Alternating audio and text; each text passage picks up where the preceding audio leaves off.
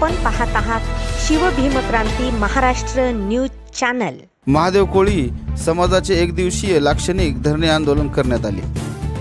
जिल्ह्यातील बालाघाटातील अनुसूचित जमाती सेवा संघ परभणी यांच्या वतीने शहरातील छत्रपती शिवाजी महाराज पुतळा परिसरात असणाऱ्या उपोषण मैदानात महादेव कोळी समाजास आरक्षण मिळाले पाहिजे या प्रमुख मागणीसाठी लाक्षणिक धरणे आंदोलन 9 ऑगस्ट रोजी करण्यात आले। या आंदोलनामध्ये आदिवासी संचालक गोविंद गारे व माजी मंत्री मधुकर पिचड यांच्या निकषानुसार सामान्य विस्तारित क्षेत्रातील कोळी महादेव कोळी मल्हार जमातींना जात वैधता प्रमाणपत्र द्यावे।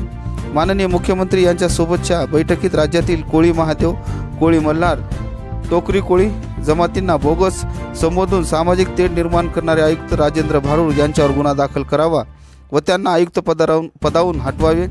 कोळी महादेव कोळी मल्हार टोकरी कोळी या जमातीची नोंद ही कोळी हा जेनरिक टर्म या संदर्भाने झाली असल्याने कोळी जेनेरिक टर्म सामान्य संज्ञा असल्यावर शासनाने परिपत्रक निर्मिती करावी।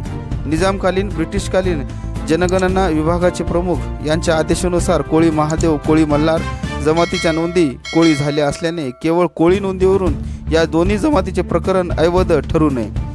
सन 1950 पूर्वीचा पुरावा व रक्त नात्यातील वैधता प्रमाणपत्र न मागता मराठवाड्यातील कोळी महादेव कोळी मल्हार जमातींना जात प्रमाणपत्र देण्यासाठी मराठवाडा विभागात प्राधान्याने विशेष अभियान राबवावे या व अन्य मागण्यांसाठी आज बालाघाटातील अनुसूचित जमाती सेवा संघ परभणी यांच्या वतीने एक दिवसीय लाक्षणिक धरणे आंदोलन करण्यात आले।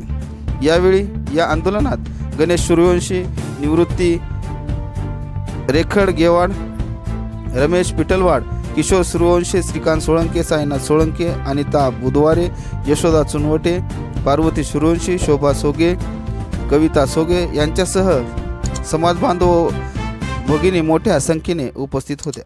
तर पाहूया सविस्तर वृत्तांत शिवभीमक्रांती महाराष्ट्र न्यूज निर्भीड निपक्ष वृत्तवाहिनीवर।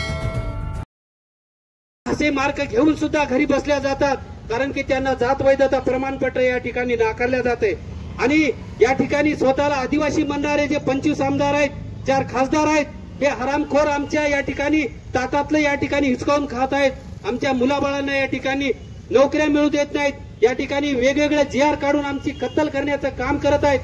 महाराष्ट्र शासनाने जर दखल नाही घेतली आगामी विधानसभेमध्ये आम्ही त्यांना आमची जागा दाखवून देऊ हे आजचा निर्धार या आजच्या धरणे आंदोलनाच्या निमित्ताने जाहीर करत आहोत।